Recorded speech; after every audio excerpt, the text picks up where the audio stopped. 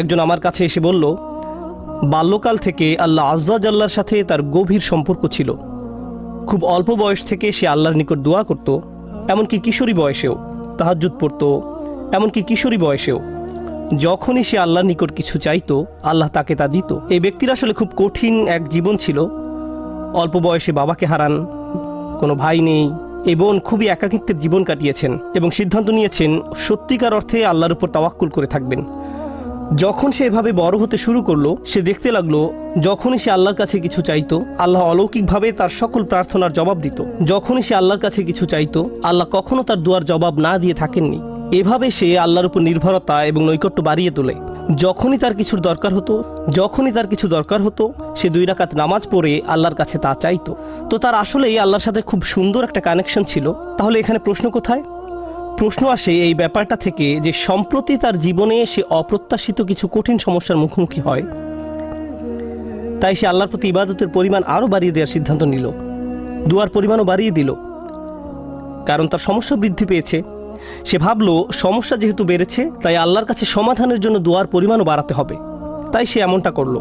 সে এত বেশি নামাজ পড়লো, এত বেশি পরিমাণে রোজা রাখলো যে জীবনে কখনো এত রোজা রাখেনি। আল্লাহর কাছে কাকুতি মিনতি করত, কান্নাকাটি করত, যেভাবে সে পূর্বে কখনো করেনি। কিন্তু সমস্যা আরো খারাপ হতে থাকলো, পরিস্থিতির কোনো উন্নতি হচ্ছে না।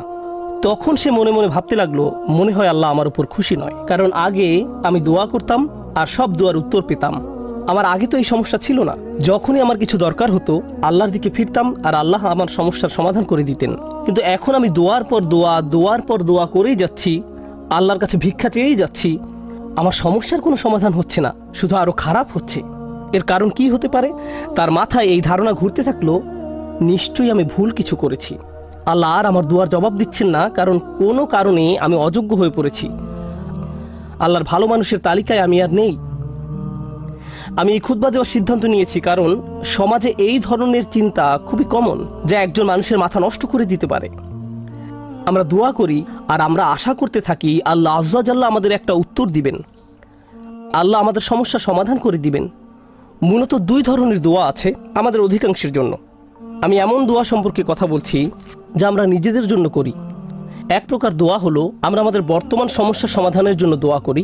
আমাদের সমস্যা আছে, কিছু পরিস্থিতিতে আটকা পড়ে গেছি, আমরা চাই আল্লাহ আমাদের আরো খারাপ কোনো সমস্যায় পড়ে যাওয়া থেকে রক্ষা করুন, আমাদের ভালো যা আছে তা যেন তিনি রক্ষা করেন ইত্যাদি। আর অবশ্যই আমরা আমাদের ভবিষ্যতের জন্য দোয়া করি, আমরা নিজেদের জন্য দোয়া করি, সন্তানদের জন্য দোয়া করি, এখন সবকিছু ভালো আছে, ইয়া আল্লাহ এভাবেই যেন থাকে। এই ধরনের দোয়াগুলো আমরা নিজেদের জন্য করে থাকি।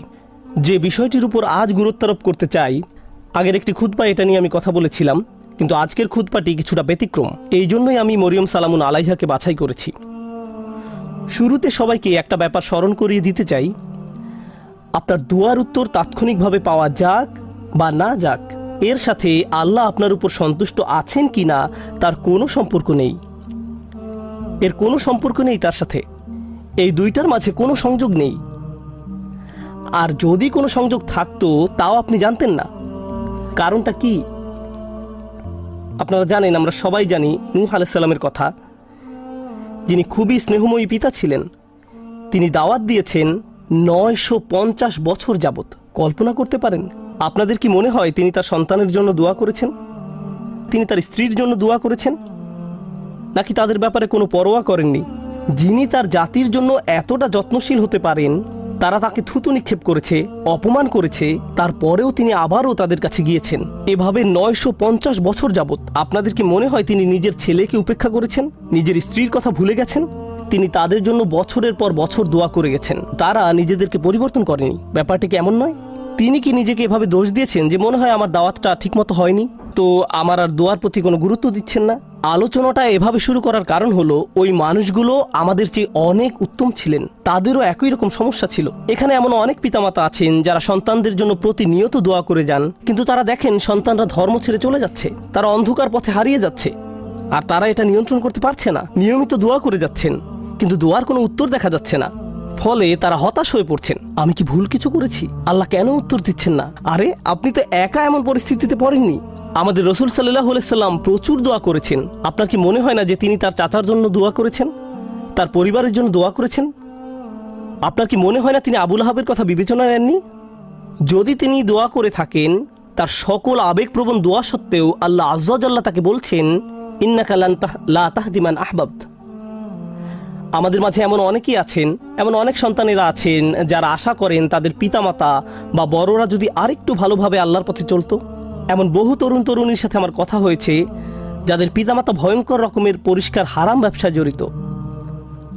সন্তানেরা, তাদের ছেলেমেয়েরা তাদের বলছে, প্লিজ এই ব্যবসা থেকে বের হয়ে আসেন, আমি আপনাদের উপর নির্ভরশীল, আর আমি তো এই মুহূর্তে আমার পরিবারের জন্য আয় করার অবস্থানে নেই, কিন্তু আপনারা যা করছেন তা ভুল।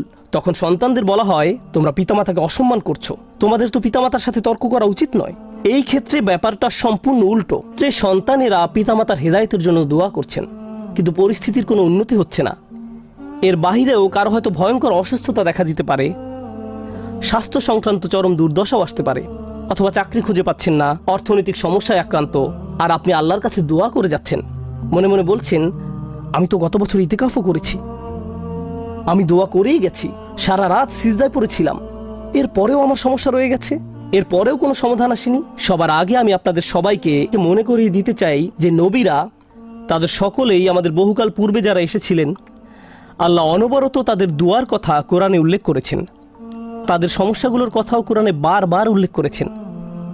আপনাদের কি মনে হয় না ইয়াকুব আলাইহিস সালাম, যিনি 12 জন সন্তানের পিতা ছিলেন, তিনি তার সব সন্তানের জন্য দোয়া করেছেন?